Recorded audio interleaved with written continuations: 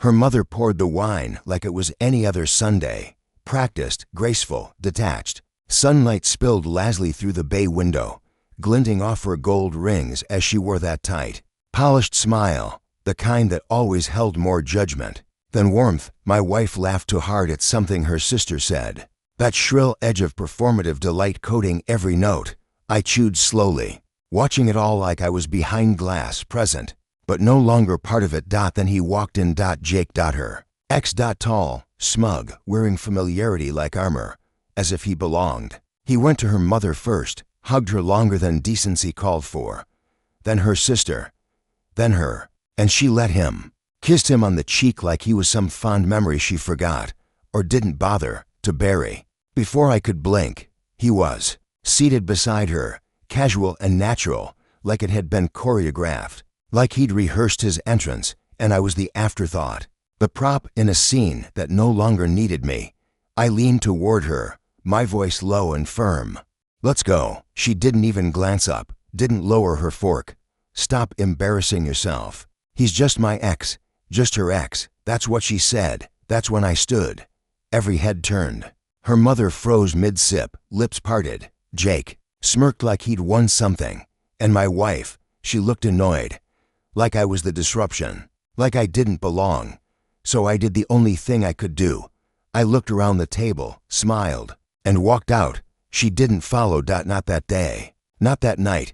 She came home late, reeking of perfume and stale wine, claiming I was overreacting. Said he was invited by her mother, not her, that they were still close as a family, that I should trust her more. That night, I slept in the guest room.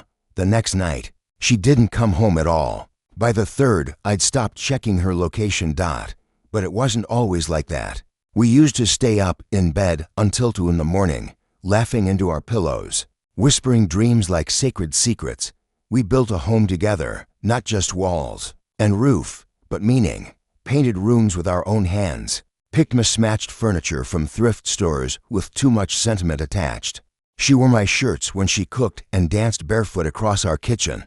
And then one day, without fanfare, she stopped asking about my day, stopped waiting up, started calling me to serious.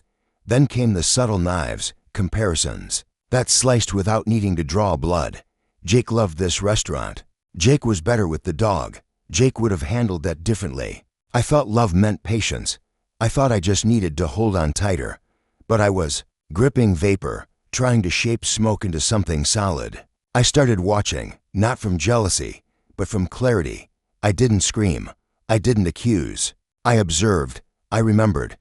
I found the second phone tucked in the glove compartment of her car. Wiped clean, SIM removed. I found hotel charges. Consistent and deliberate. Twice a week, always under his name. I installed motion sensors. Quiet little cameras, not for confrontation, for confirmation. She wasn't just close to him. She was his again. And I was the fool playing husband at a table full of liars. So I planned. Not for revenge. For justice. First, I secured the finances. Quietly, methodically. I drained the joint account, my half, and moved it into an LLC I'd set up months ago. One she'd never noticed, never bothered to ask about. The house in my name. She never liked paperwork. Never thought twice when I handled it. I froze every refinancing option. Cut off routes she hadn't even seen coming. Then the lawyer. A sharp, relentless woman who didn't even blink when I said, I want to walk away clean. But I want her to regret choosing him. I gave her everything. Screenshots, surveillance, records. With the adultery clause triggered, alimony was off the table. She wouldn't get the house. Wouldn't touch my savings, wouldn't see a single dime. But that wasn't enough. She had to feel it. So I waited. 3 weeks later, I hosted one final dinner. Invited her entire family, even Jake. Of course he came, smug, relaxed, confident. Thought he was untouchable. I played the gracious host. Toasted to family. Poured wine. Watched her sip, laugh, settle. She thought I had let go, that I had accepted her choices. She had no idea what was coming. I handed out envelopes, slowly, one by one. Her sister opened hers first. Photos. Hotel lobbies. Time-stamped. Familiar faces caught in compromising frames. Her mother next, screenshots of texts. Can't wait to finally be free. He has no idea. Then Jake. Legal documentation. A restraining order. He blinked, confused, lips moving, but no sound. And finally, my wife. Hers was heavier. A printed divorce agreement. I watched her thumb through the pages. She opened her mouth to speak. Don't, I said. Her face went pale. I've already filed, I continued. You're free now, just like you wanted. Her mother looked like she'd swallowed glass. Her sister stared down at the table, unable to lift her eyes. Jake stood abruptly. I didn't know you to deserve each other, I said, cutting him off. He tried to argue, so I handed him a flash drive. What's this? Security footage. Just in case you ever try to lie again. He sat down.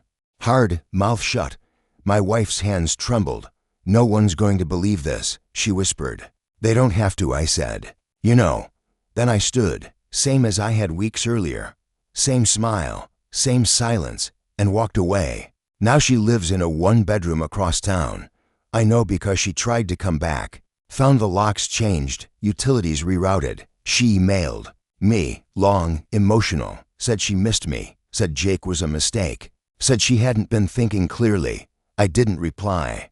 Jake got fired, something about ethics violations. Not my doing. Not directly. The truth unraveled all on its own. That's the thing about betrayal. People like them always do it loudly. They leave trails. They assume no one's watching, that silence means surrender. But silence is strategy. I loved her once, enough to give her everything. And when that wasn't enough for her, I took everything back. Closure came quietly, one morning. Black coffee in hand, standing in the kitchen of the house she no longer walks through. The air smelled like peace. My phone didn't ring.